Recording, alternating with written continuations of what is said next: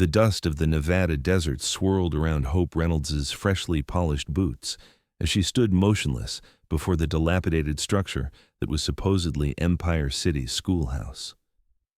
The letter of appointment clutched in her gloved hand had promised a modest but functional educational facility, not this abandoned shell with its sagging porch, broken windows, and door hanging precariously by a single rusted hinge. It was May 1875, and Hope had traveled nearly 2,000 miles from Boston with dreams of bringing education to the frontier. At 22, she had left behind her comfortable life, her parents' disapproval, and a suitor who couldn't understand why any woman would choose the wild territories over the security he offered. Now, standing alone in the harsh afternoon sun, Hope wondered if they had been right after all. "Ain't much to look at, is it?" a deep voice drawled from behind her.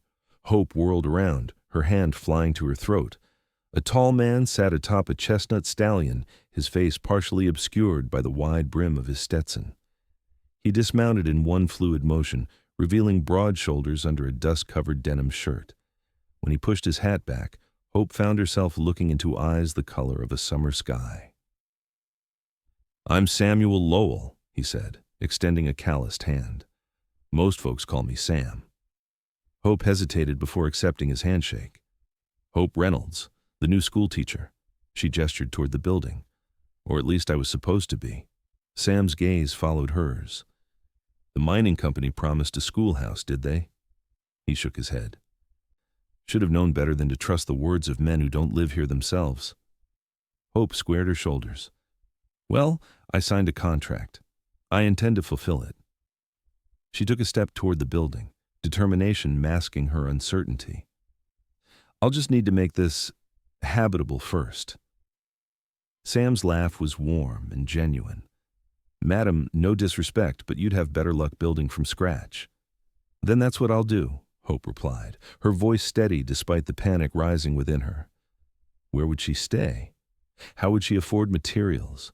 And what would she do with the 12 children expected to begin lessons in less than 2 weeks? Sam studied her for a long moment, as if measuring her resolve. "You got somewhere to stay tonight?" "I was told accommodations would be arranged." "Let me guess, by the same folks who promised you a proper schoolhouse?" He sighed, removing his hat and running a hand through dark hair streaked with sun-bleached strands. "Mrs. Carpenter runs the boarding house. She might have a room." He glanced at the sun, already beginning its descent. "I'll take you there. Town's about a half-mile east." As they walked, Hope leading her tired mare, she noticed Sam's slight limp. He caught her looking and smiled ruefully. "Old injury. Rodeo accident 5 years back. Bull decided my leg looked like it bent both ways." "I'm sorry," Hope said quietly. "Don't be. Taught me I wasn't invincible."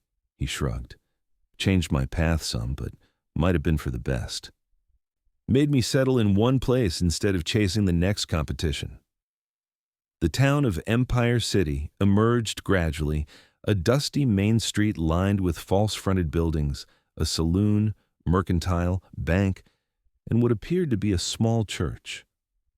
People paused in their activities to watch as Sam led Hope to a 2-story clapboard building with a hand-painted sign that read, "Carpenter Boarding House." "Sam Lowell," called a portly man from the doorway of the mercantile. "That the teacher we've been hearing about?" "It is indeed, Mr. Davis," Sam answered. "Miss Reynolds has come all the way from Boston to teach our young'uns." Hope felt the weight of curious stares as more townspeople appeared, eager for a glimpse of the newcomer. A woman with steel-gray hair stepped onto the boarding house porch, wiping her hands on her apron. "Well, don't just stand there letting the flies in," she said briskly. "Bring the poor girl inside before she wilts in this heat." Mrs. Carpenter was a widow of 15 years who ran her boarding house with military precision. She showed Hope to a small but clean room on the second floor, explaining that the usual rate was $1.50 per week, including 2 meals daily. "But seeing as you're the teacher and that sorry excuse for a school isn't fit for habitation, first week's on the house," she declared. "That's very generous, but I couldn't—" "Nonsense. Education's important." Mrs. Carpenter's expression softened. My Richard always said a town without a school is just a place people pass through. We want Empire City to be somewhere folks stay. After Mrs. Carpenter left, Hope sat heavily on the narrow bed, finally allowing herself to acknowledge the enormity of the task before her. She had $42.17 to her name, her savings and first month's salary combined. The town had promised materials for teaching, but given the state of the schoolhouse, she suspected those promises might prove equally empty. A soft knock interrupted her thoughts. Sam stood in the doorway, hat in hand. Mrs. Carpenter said you might want these, he said, offering a stack of newspapers, for unpacking your things. Hope looked at her lone trunk. I traveled light. Sensible. His eyes crinkled at the corners when he smiled. Some of the town council's gathering downstairs. Thought you might want to discuss your situation with them. The town council consisted of 4 men seated around Mrs. Carpenter's dining table. Mr. Davis from the Mercantile, the banker, Mr. Peterson, Sheriff Wilson, and a silver-haired gentleman introduced as Dr. Thompson. Their expressions ranged from embarrassment to genuine concern as Hope described what she had found. The mining company assured us they'd renovated the old Hargrove place into a proper school, Mr. Peterson explained, tugging at his collar. They sent word it was ready. Ready for demolition, maybe, Sam muttered from his position by the fireplace. Sheriff Wilson cleared his throat. We've got 12 kids needing schooling. Parents have already paid the term fees. And where exactly do you propose I teach them? Hope asked, keeping her voice level. The men exchanged uncomfortable glances. The church, perhaps, suggested Dr. Thompson, just until repairs can be made. Repairs? Sam stepped forward. That building needs to be torn down and rebuilt. Roofs completely shot, floors rotted through in places. It'd be dangerous for children. We don't have funds for new construction, Mr. Peterson said, his banker's instincts clearly troubled. The mining company was supposed to handle it as part of their community investment. Then I suppose we'll have to handle it ourselves, Hope said firmly. I'll need lumber, tools, glass for windows. Miss Reynolds, Mr. Davis interrupted gently. That's men's work. Hope's chin lifted. I'm not afraid of hard work, Mr. Davis. My father was a carpenter before he opened his bookshop. I helped him build our summer cottage when I was 14. The men looked skeptical, but Sam surprised her by speaking up. I can help. All eyes turned to him. I've built a few structures in my time. Currently between jobs anyway. We can pay you, Lowell, Sheriff Wilson offered, but Sam shook his head, not asking for payment, but we'll need materials. After much discussion, the council agreed to provide lumber and supplies from the town's emergency fund. The parents who had already paid school fees would contribute labor where possible, and Sam would oversee the construction. Hope would assist and prepare her curriculum simultaneously. As the meeting dispersed, Hope caught Sam alone on the porch. The desert night had settled around them, bringing with it a chill that penetrated her thin coat. Why are you doing this? She asked directly. You don't know me. Sam leaned against the railing, looking out at the darkened street. My ma taught school before she married my pa. Always said it was the most important work she ever did. He turned to face Hope, his expression earnest in the lamplight. Besides, those kids deserve a chance at something better, don't you think? Hope studied him, trying to reconcile this thoughtful man with the rugged cowboy who had first approached her. Yes, she said finally, they do. Then we start tomorrow, he replied simply. First light. The next morning, Hope awoke before dawn, dressed quickly in her plainest skirt and shirtwaist, and pinned her honey-brown hair in a practical bun. She found Sam already waiting downstairs, nursing a cup of coffee in Mrs. Carpenter's kitchen. You're punctual, he remarked approvingly. That'll serve you well out here. Sun waits for no one. After a hearty breakfast of eggs, biscuits, and coffee strong enough to stand a spoon in, they set out for the schoolhouse. The morning light revealed even more problems than Hope had initially observed: termite damage, a partially collapsed roof, and a family of skunks that had taken up residence beneath the floorboards. We'll need to evict your roommates first, Sam said with a grin. Then we assess what can be salvaged. Not much from the looks of it, Hope replied, circling the structure with growing dismay. Sometimes starting fresh is easier than trying to fix something broken beyond repair. Sam's eyes held hers for a moment longer than necessary.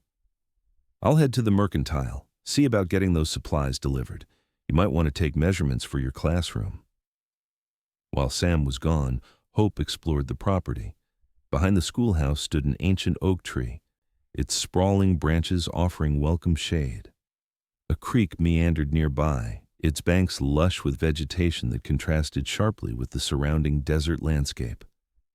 Despite everything, the setting had potential. She was sketching a rough floor plan in her journal when the sound of approaching wagons drew her attention. Sam had returned with Mr. Davis, both driving wagons laden with lumber.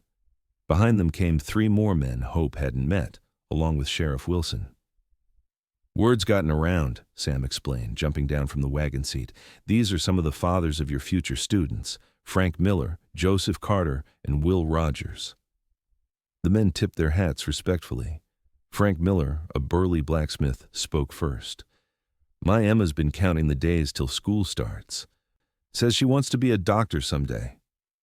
A fine ambition, Hope replied, warming to these men who clearly valued education for their children. First things first, Sam said, taking charge. We need to tear down what can't be saved and salvage what can. He turned to Hope. This might get messy. You sure you want to help? In answer, Hope removed her gloves, rolled up her sleeves, and reached for a pry bar. Show me where to start. The men exchanged surprised glances, but Sam merely grinned and handed her the tool. Let's see what your carpenter father taught you. For 3 days, they worked from sunrise to sunset, demolishing the old structure. Hope's hands blistered, then calloused. Her muscles protested each morning, but she never complained. She worked alongside the men, earning their respect with her determination and surprising strength. On the 4th day, they began construction. Sam proved to be a skilled builder, directing the work with quiet authority. He was patient with Hope, showing her how to measure twice and cut once, how to drive nails without splitting the wood, and how to level a foundation. You're a natural, he told her after she successfully installed a window frame. Sure you were a schoolteacher in your previous life?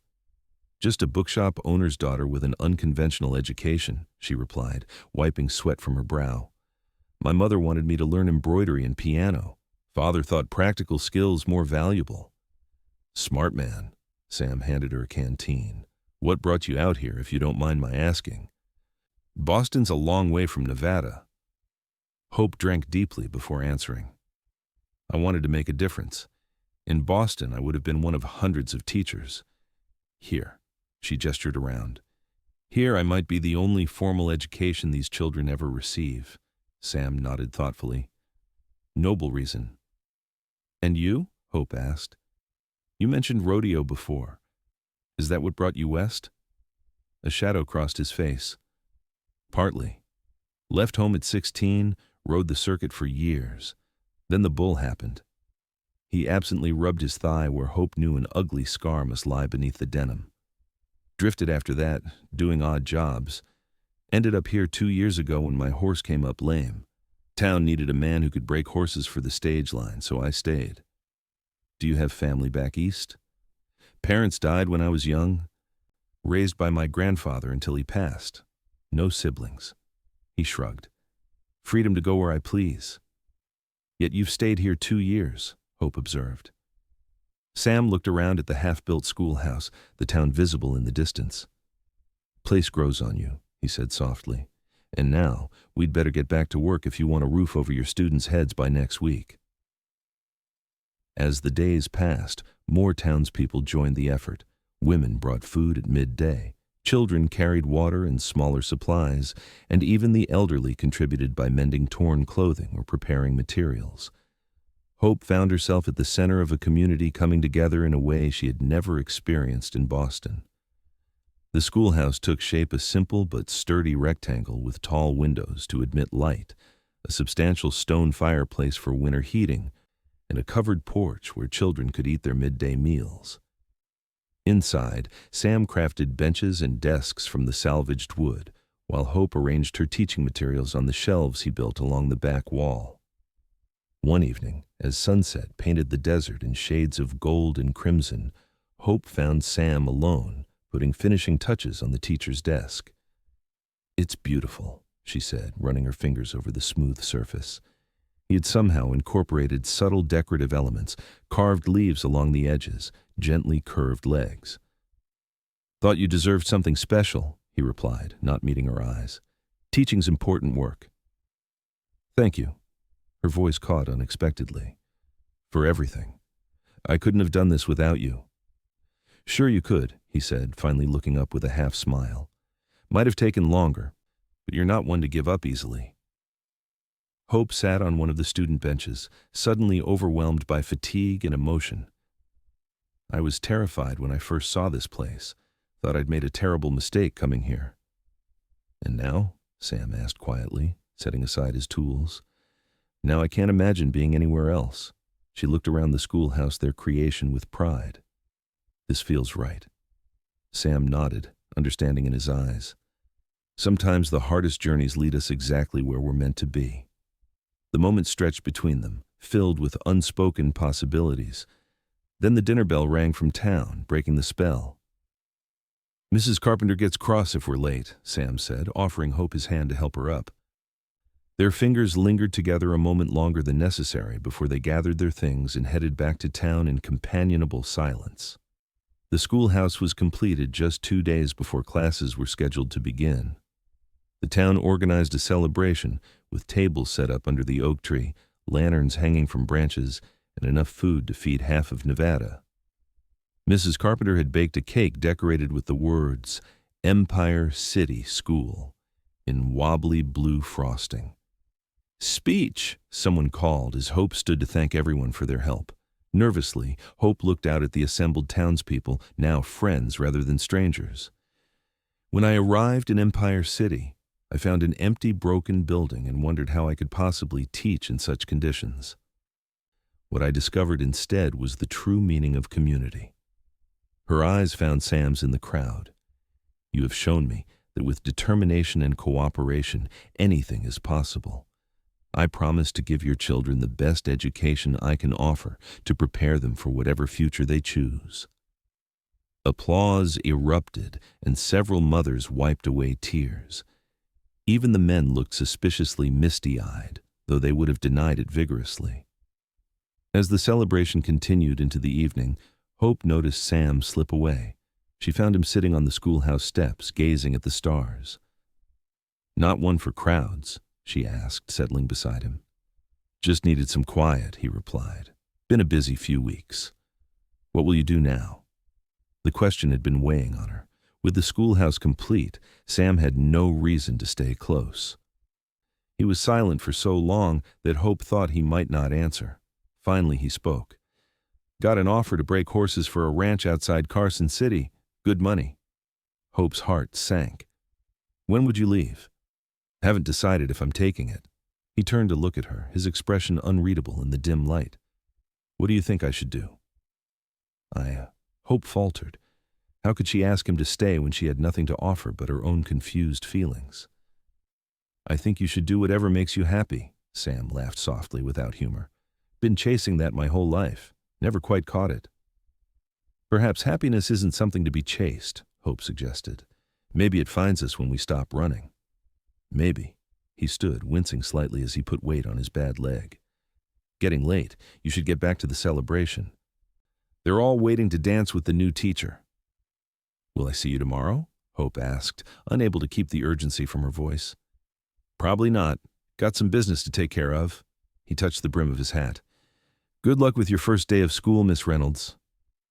Before she could respond, he walked away, his familiar limp visible in the moonlight, until darkness swallowed him completely. The first day of school dawned clear and bright.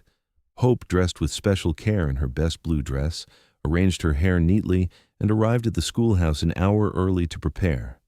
She wrote, "Welcome Students," on the new blackboard, arranged books and slates, and placed a shiny red apple on her desk, a traditional symbol she had brought from home. Children began arriving with their parents, shyly at first, then with growing excitement as they explored their new schoolhouse.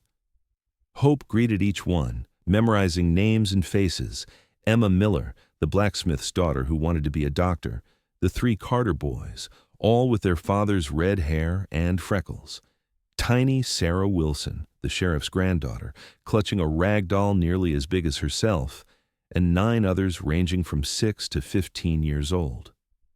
"Time to begin," Hope announced, ringing the bell Sam had mounted on the porch. The children scrambled to find seats, their excited chatter subsiding to expectant silence. Hope looked out at their eager faces and felt a surge of purpose stronger than anything she had known before. "Good morning. I am Miss Reynolds, and I am honored to be your teacher." The day passed in a blur of assessments, introductions, and establishing routines. Hope discovered that while some children had received basic instruction from parents or older siblings, others couldn't recognize letters or numbers. Emma Miller was indeed bright, devouring books well beyond her years. Jacob Rogers, a quiet boy of 12, showed remarkable aptitude for mathematics. Sarah Wilson, though only 6, already demonstrated a gift for storytelling. When the final bell rang, the children departed reluctantly, full of questions about what tomorrow would bring. Hope stood on the porch watching them go, exhausted but deeply satisfied. As the last child disappeared down the path toward town, Hope noticed a figure approaching on horseback. Her heart quickened when she recognized Sam's chestnut stallion. He dismounted carefully, removing his hat as he approached. "How'd it go?" "Wonderfully," Hope replied, unable to contain her smile. "They're bright, curious, exactly what a teacher hopes for." "Thought you might need this," he said, offering a small wooden box. Inside nestled a beautifully crafted teacher's bell, its handle smooth as silk. "For calling them in from recess and such." "It's perfect," Hope whispered, running her fingers over the polished surface. "Made it last night." He shuffled his feet, suddenly awkward. "Wanted to give you something to remember me by." Hope's happiness evaporated. "You're leaving then?" "Turned down Carson City." His eyes held hers steadily. "But got another offer. Ranch about 5 miles south of here needs a foreman. Owner's getting on in years, wants someone to take over day-to-day operations." "That's closer," Hope said cautiously, afraid to hope. "Close enough to help with schoolhouse maintenance," Sam continued. "Winter's coming. You'll need firewood, maybe snow cleared from the path." Hope took a step toward him. "And is that all you'd be staying for? Maintenance?" Sam's expression softened. "No, madam, that's not all." He reached for her hand, his calloused fingers gentle against her skin. "Truth is, I haven't felt like I belonged anywhere since I was a boy. But working alongside you these past weeks, it felt right. Like maybe I was meant to be here, in this place, at this time." "I know exactly what you mean," Hope whispered. "I can't offer much," Sam warned. "Foreman's cabin is small. Life out here is hard, especially for a woman used to city comforts." "I don't need comforts," Hope replied.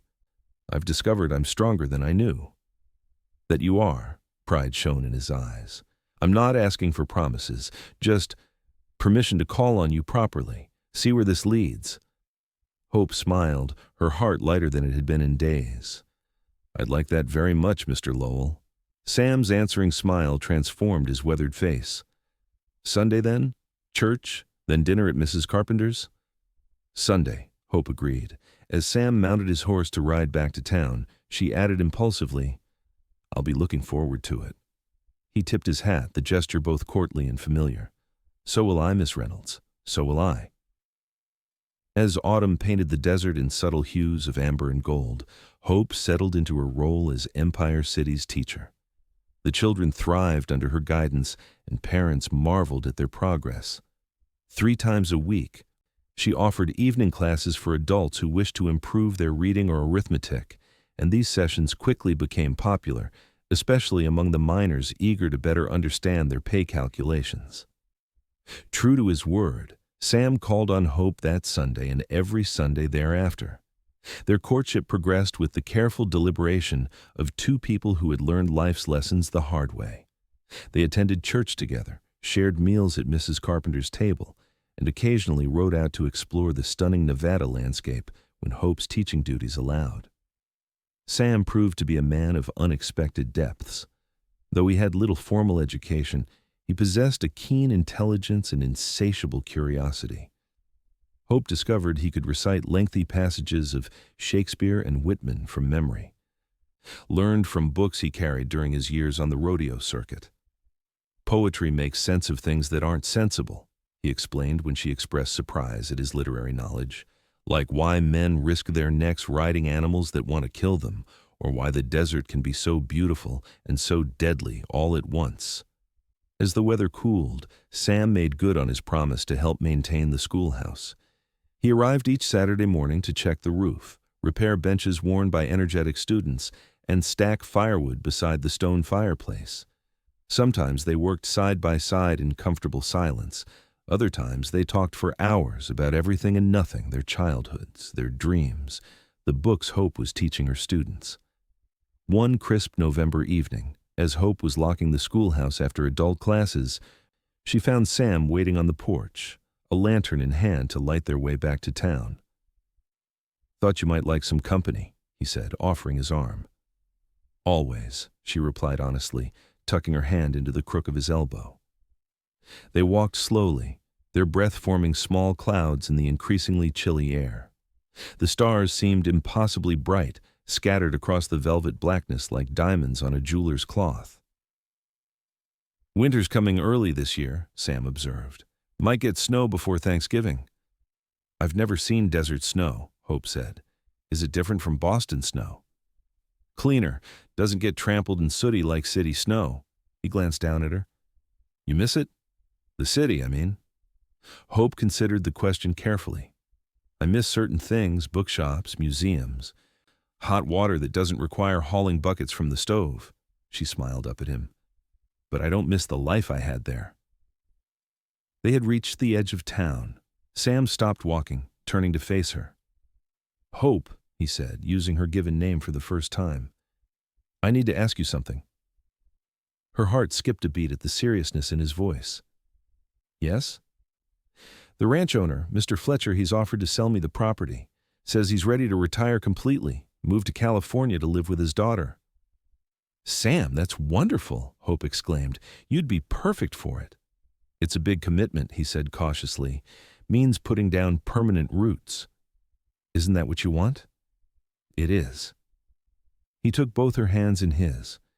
"But it would mean something else, too. The foreman's cabin I've been living in, it's too small for a family." "I'd need to build a proper house," Hope's breath caught. "A family?" "I love you, Hope Reynolds," Sam said simply. "Have since you picked up that pry bar without flinching, maybe even before. I know it hasn't been that long, and I can wait if you need time. But I want to build a life with you, a home, a family, a future." Tears welled in Hope's eyes. "Are you asking what I think you're asking?" Sam smiled, reaching into his pocket to withdraw a small object that glinted in the lantern light. "My mother's ring. Only thing I have left of hers." He dropped to one knee, wincing slightly as his bad leg protested. "Hope Reynolds, will you marry me?" "Yes," she whispered without hesitation. "Yes, Samuel Lowell, I will." The ring slid onto her finger, a simple gold band with a small pearl surrounded by tiny sapphires.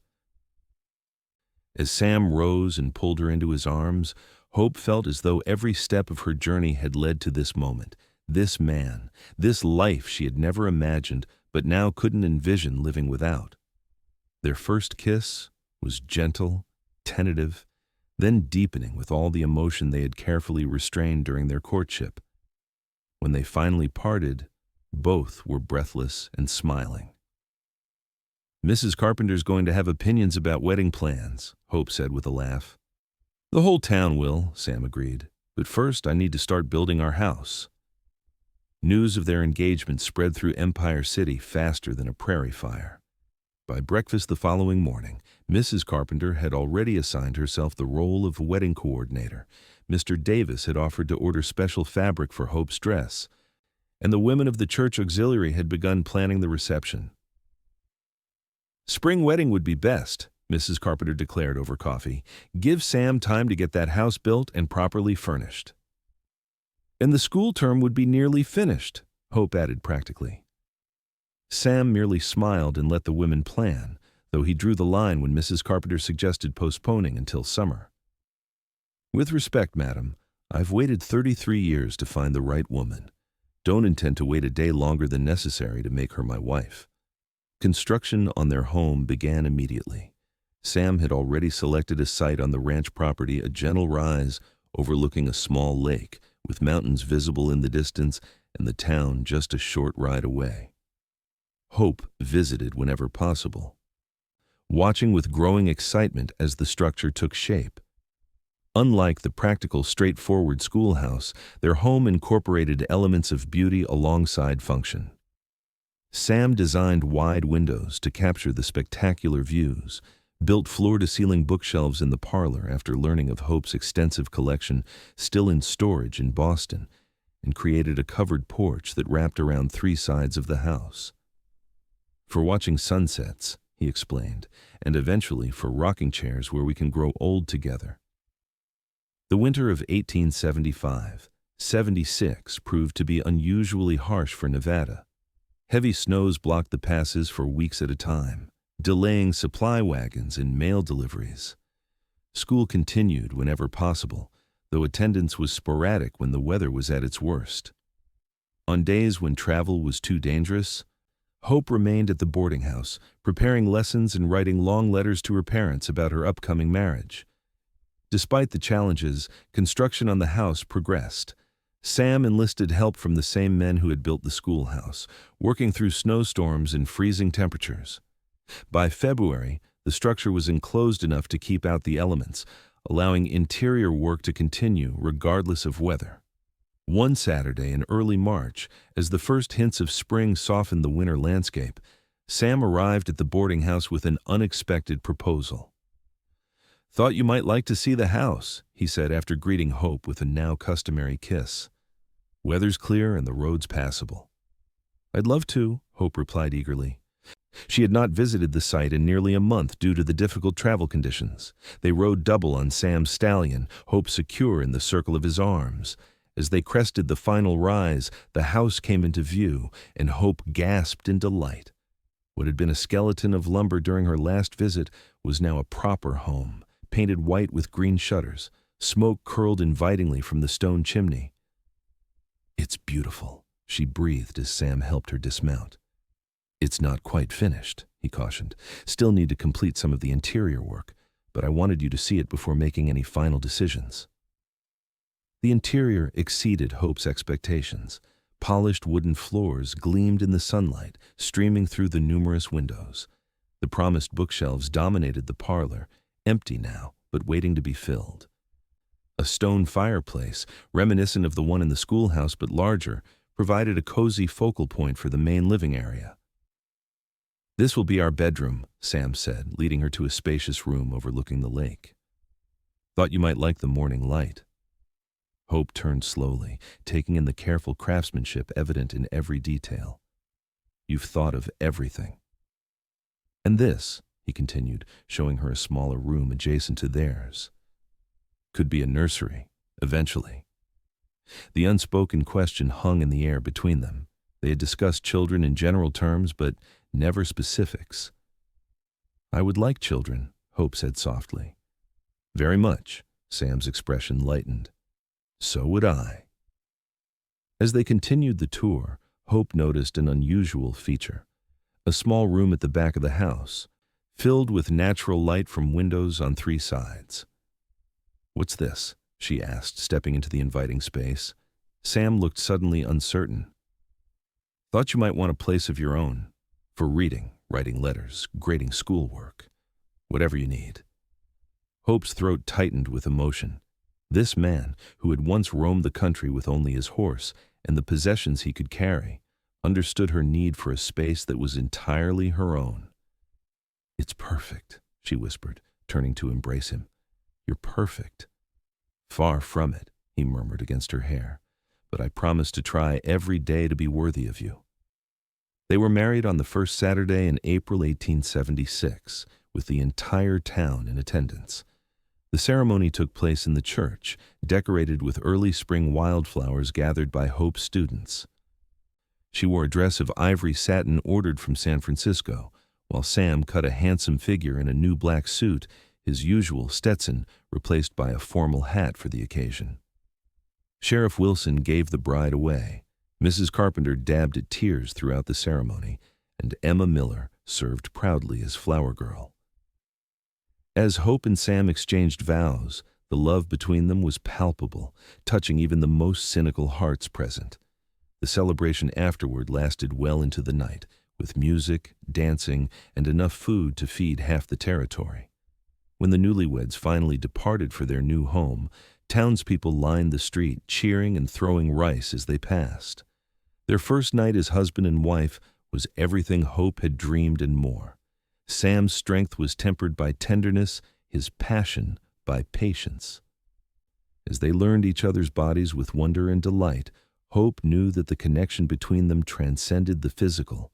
It was a joining of souls that had somehow recognized each other from the first moment. Afterward, lying in his arms as moonlight spilled across their bed, Hope marveled at the journey that had brought her to this place, this man, this life. "What are you thinking about?" Sam asked, his fingers tracing lazy patterns on her bare shoulder. "How differently things might have turned out if that schoolhouse had been in good repair when I arrived," she replied honestly. Sam chuckled, the sound reverberating beneath her cheek pressed against his chest. "I've thought the same. Might never have met you, or at least not in the same way." "Do you believe in fate?" Hope asked. "Never used to." He kissed the top of her head. "Now I'm not so sure. Seems mighty coincidental that I happened to be riding by just as you were standing there looking lost." "I wasn't lost," Hope protested half-heartedly. "Maybe not geographically." His arms tightened around her. "But I think we were both a little lost in other ways, searching for something we couldn't quite name. And now? Now we're found," he said simply. Life settled into a pleasant rhythm. Hope continued teaching, riding to and from town each day on a gentle mare Sam had trained especially for her. Their evenings were spent in domestic harmony, cooking together in their new kitchen, reading aloud by the fire, planning improvements to both house and ranch. On weekends, they explored the surrounding countryside on horseback, picnicked by the lake, or simply enjoyed the peaceful solitude of their home. As summer approached, Hope's school term neared its end. Her students had made remarkable progress, with even the most reluctant learners now reading simple texts and performing basic arithmetic. The town council, impressed by her results, voted unanimously to renew her contract for the following year with an increased salary. "They want to make sure you don't get any ideas about leaving," Sam told her with a grin when she shared the news. "As if I would," Hope replied, looking around their comfortable home. "Everything I want is right here." On the last day of the school term, her students surprised her with handmade gifts and a special recitation they had practiced in secret. Parents attended the informal ceremony, applauding enthusiastically as each child demonstrated their new knowledge. Afterward, there was another celebration beneath the oak tree, becoming something of a tradition for Empire City's school. As the party wound down, Emma Miller approached Hope shyly.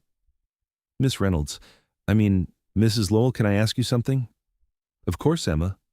"My pa says I'm too young to think about being a doctor." The girl's expression was determined despite her evident disappointment.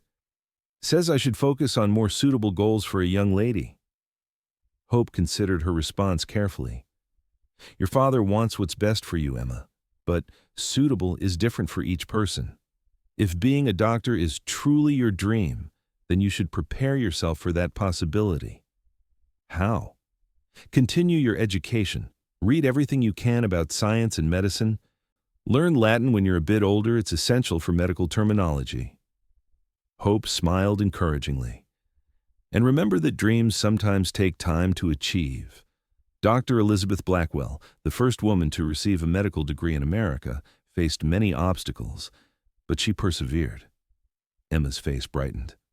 So it is possible. Difficult, but possible, Hope confirmed. And you have one advantage, Dr. Blackwell. Didn't you know from an early age what you want to do with your life? As Emma skipped away to help her mother pack up their picnic basket, Sam appeared at Hope's side. Dispensing wisdom to the future Dr. Miller? Just encouragement, Hope replied. The world isn't always kind to women with ambitions beyond the traditional. Sam nodded thoughtfully. My ma wanted to be a writer. Had stories published in newspapers back east, under a man's name because they wouldn't accept them otherwise. He took Hope's hand. Always promised myself if I had a daughter, I'd never tell her what she couldn't do. The mention of children reminded Hope of something she had been waiting to tell him. With school finished for the summer, the timing seemed perfect. Speaking of daughters, she said casually, or perhaps sons, how would you feel about becoming a father sooner rather than later? Sam's expression froze, then transformed into one of astonished joy. Hope? Are you saying? She nodded, unable to contain her smile. According to Dr. Thompson, we should expect our first child around Christmas. Sam let out a whoop that startled nearby birds from the oak tree. Lifting Hope into his arms, he spun her in a circle, heedless of the amused glances from remaining townsfolk. Careful, Hope laughed. I might get dizzy. Sam set her down gently, his face suddenly serious. Are you feeling all right? Should you be riding?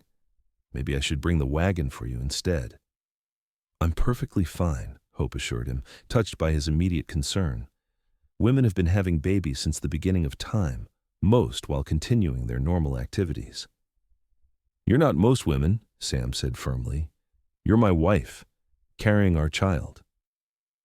The summer passed in a blur of preparation and anticipation. Sam devoted himself to completing the nursery, crafting a cradle from cherry wood that Mr. Davis had special ordered from back east. Hope sewed tiny garments in the evenings, marveling at how something so small could inspire such overwhelming emotion. Their happiness was tempered only by the absence of family to share in their joy. Hope's parents had not attended the wedding, claiming the journey too arduous for her father's rheumatism. Their response to news of the coming grandchild had been similarly distant, a brief letter expressing appropriate congratulations, but no indication they might visit.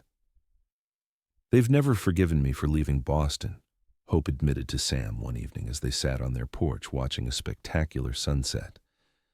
They had different plans for my life. Their loss, Sam replied, his hand resting protectively on her growing abdomen. This little one will have plenty of people who love them, blood relation or not. He was right. As Hope's pregnancy progressed, the women of Empire City rallied around her with advice, remedies for morning sickness, and practical gifts for the baby.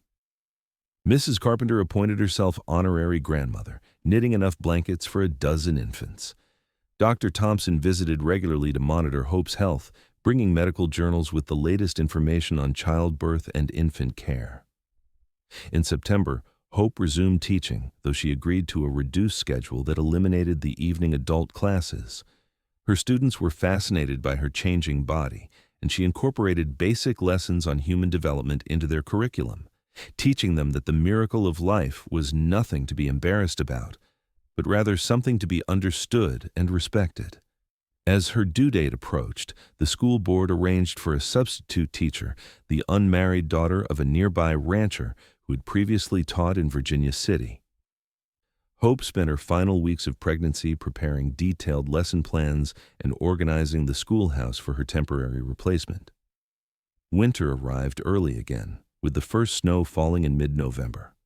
Hope's mobility became increasingly limited as the baby grew, and Sam insisted she remain home once the roads became treacherous. The children's education is important, he acknowledged, but not at the risk of you or our child. On the evening of December 20th, 1876, as a fierce snowstorm raged outside their snug home, Hope felt the first contractions. Sam had been vigilant about keeping a horse saddled and ready despite the weather, and he rode immediately for Dr. Thompson, returning with the physician just as Hope's labor intensified. For 16 hours, Hope endured the ancient ritual of childbirth, drawing on reserves of strength she hadn't known she possessed.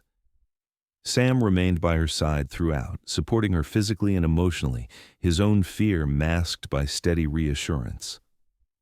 "You're the strongest person I know," he told her repeatedly. "You can do this. We can do this together." At dawn on December 21st, their son entered the world with a lusty cry that immediately captured his parents' hearts. Samuel James Lowell, Jr. had his father's dark hair and his mother's determined chin, a perfect blend of them both. "He's beautiful," Sam whispered, cradling the infant with awe and tenderness. "Perfect in every way."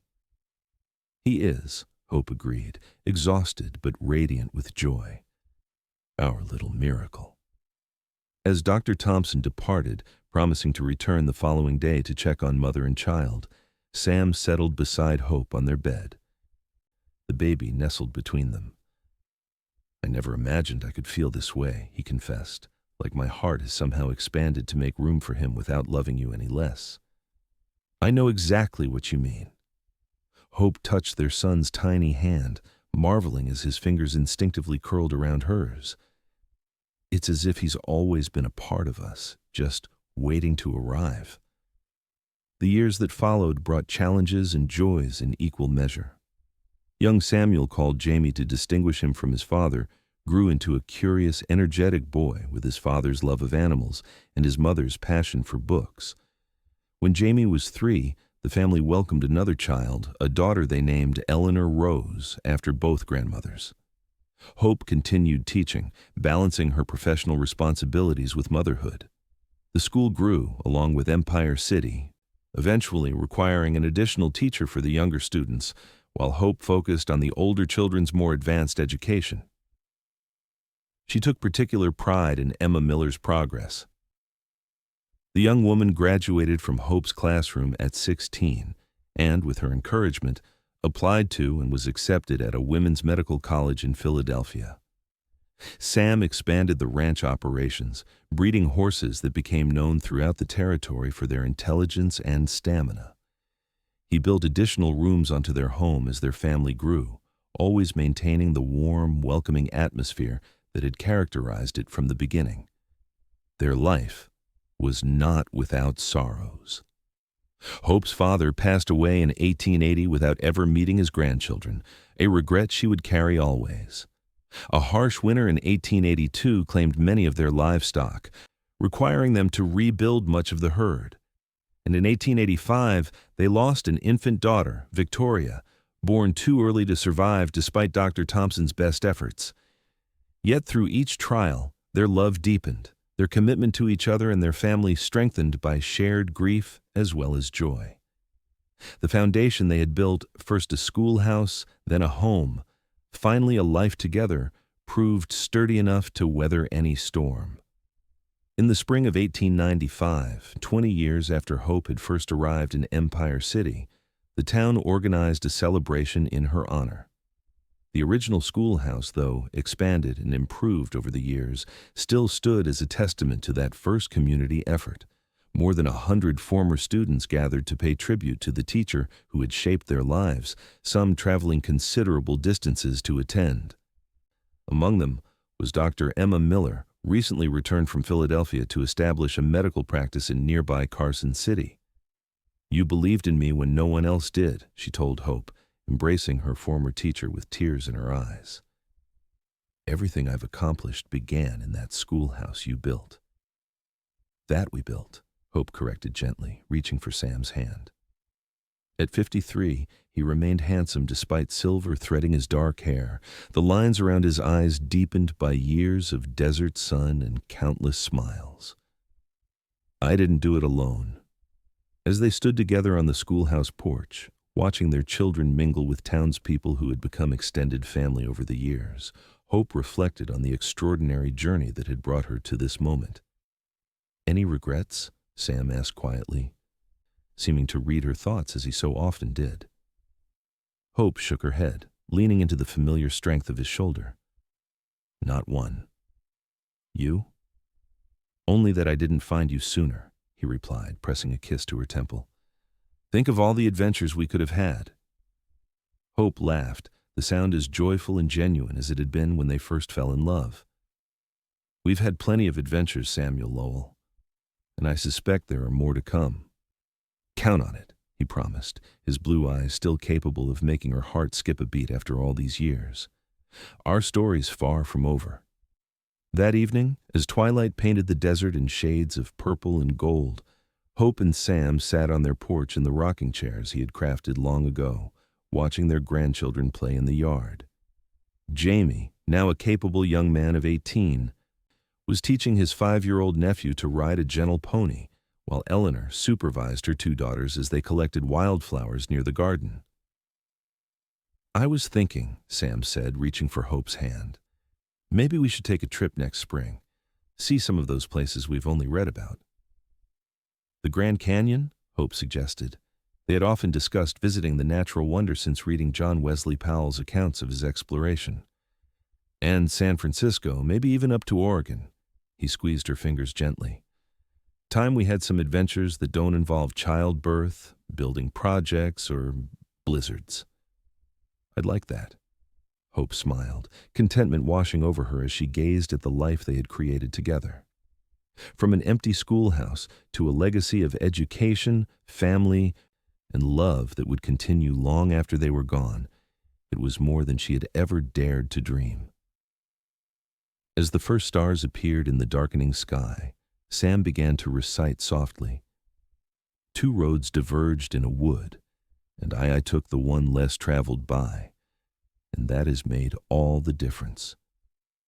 Robert Frost, Hope identified, always pleased by his literary knowledge.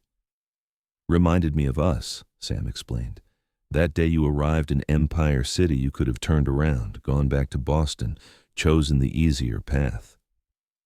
"It wouldn't have been easier," Hope replied with certainty, "just different, and infinitely less wonderful." As night settled fully around them, they remained on the porch, talking quietly of memories shared and plans still to be made, secure in the knowledge that whatever the future held, they would face it as they had everything else together.